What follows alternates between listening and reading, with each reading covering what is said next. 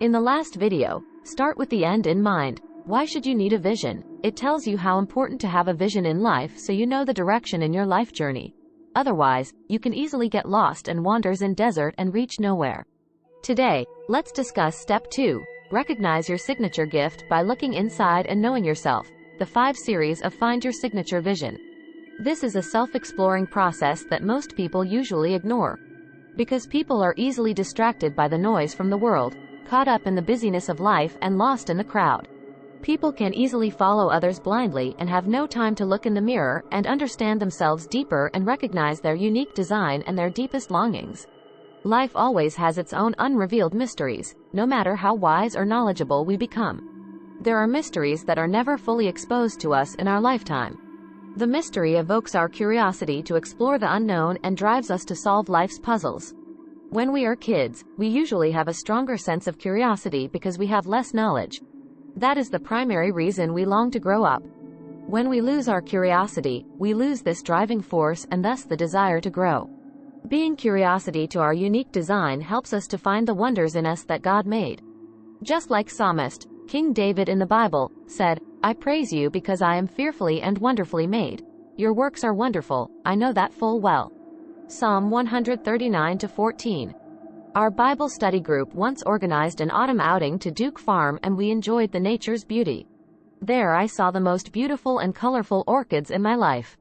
I deeply appreciate God's exquisite creation. From the beauty of the flowers, I realized the richness of God's unlimited intelligence and His amazing love. Looking at the flowers and being wowed by orchids' elegant beauty, God whispered me gently and firmly, "Do you know that your design is much more elegant and richer than these flowers?" Wow, God told me that He has put more effort in creating me than the orchids. God created man in His image and put His spirit in humans only. God created mankind in His own image. In the image of God He created them. Male and female He created them. Genesis chapter 1 verse 27. Then the Lord God formed a man from the dust of the ground and breathed into his nostrils the breath of life, and the man became a living being. Genesis chapter 2 verse 7. Have you wondered how uniquely and lovely you were created by God? If flowers can shine their glories on the world, we humans should shine much brighter than these flowers. God's work is wonderful. Knowing this is so imperative and significant. It builds in you a strong and positive self-image. The Maker does not make anything that is wrong or useless. It is He who chooses your parents to conceive you and decides your race, shape, and nationality according to His predefined purpose. Your life's journey is to fulfill His purpose and shine for Him. Once a mother was shopping with her daughter. Her daughter found a dress that looked so beautiful. She went to a fitting room and tried it on. After her daughter put the dress on, it did not look good. Meanwhile, another girl was trying on the same dress, and she looked marvelous. The daughter then became unhappy.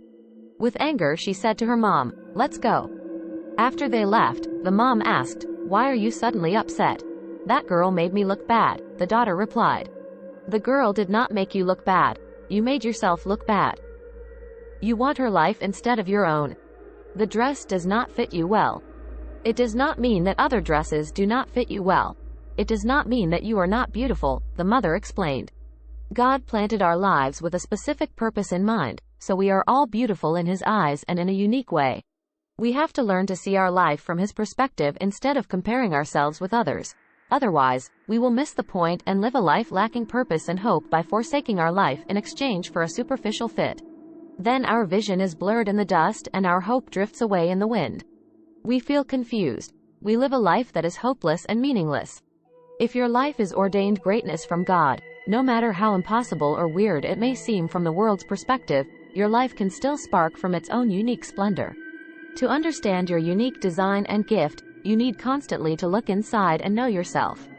Regularly set up some quiet time. First reflect on things happened in your life or happening around. Then ask why they happened, what you can learn from your past. Specifically, what is the unique message you can draw from your journey, either failures or success? Nothing can happen without a reason. Nothing can happen without God's permission. If you do not get the message, you waste your life. God usually put His unique message or calling in your life stories on your journey. In your stories, you can find God's stories. God created you in His likeness. He also put His stories in your stories. God is the director of your life drama. no matter you realize it or not. Nick Vujicic, born without limbs, experienced a lot of adversity growing up.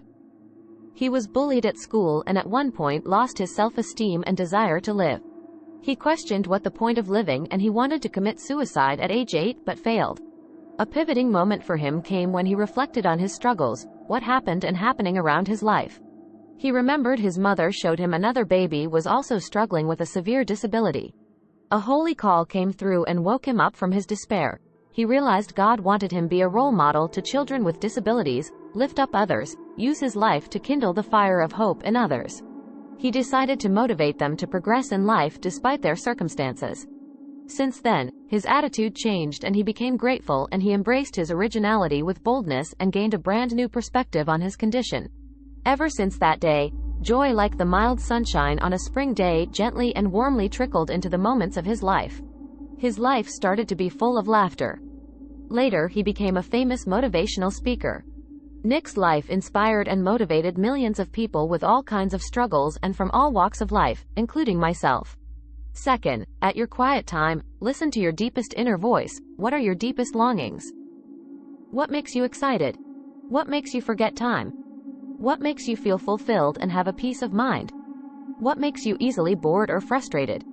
What makes you keep watching time and expect to end as soon as possible? Write all this down. In the quiet time, you are able to connect to the well of life spring, God. God speaks to your heart. You can feel deeply and listen clearly. When I am in my quiet time, I usually feel fully satisfied and sense heavenly peace. Usually after a busy and hard day, I found my deepest desire is to find a quiet place, or enjoy the nature or reflect, read or write.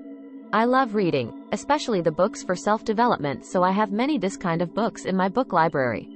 Not only do I love reading, but also I love writing. When I read or be in a quiet time, some great and fresh ideas come to me naturally and I cannot help write them down on papers, so I have notes called instant ideas on my phone.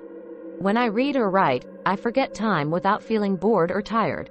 I also found I can easily get tired or feel loneliness when I am in a party or a crowded environment with many people. I am not good at shopping at all, that makes me easily tired or frustrated, but my daughter is totally different. In quietness, your subconscious mind starts to speak, and that is your inner voice, and it tells your nature from God. When you follow your true nature, you feel satisfied and have peace.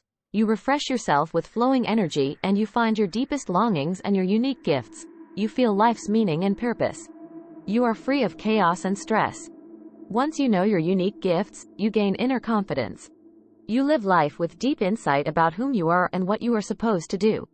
You do not follow others anymore, neither do you compete with others. The confidence in you not only makes you live a fulfilled life, but also you can help others live a fulfilled life. You see the abundance in you and others, so you engage with world with a mindset of richness instead of scarcity. You interact with people with a win-win attitude instead of competing for a win over lose. Now it's time for you to develop a habit to find some quiet time regularly. Look inside, reflect your life, and recognize your unique gifts that God has endowed you with. Take responsibility to use your talent and offer them back to the giver, just like that these orchids release their inner beauty and shine in the world. One day when we face our Creator in His own time, we will be proud of what we have done with our lives and joyfully receive His blessings and praise. Well done, good and faithful servant. You have been faithful with a few things. I will put you in charge of many things. Matthew chapter 25 verse 23. In the next video, I will share, respond to the divine call, step 3 of the 4 series of how to find your vision. If you liked the video, please share with your friend, and subscribe now.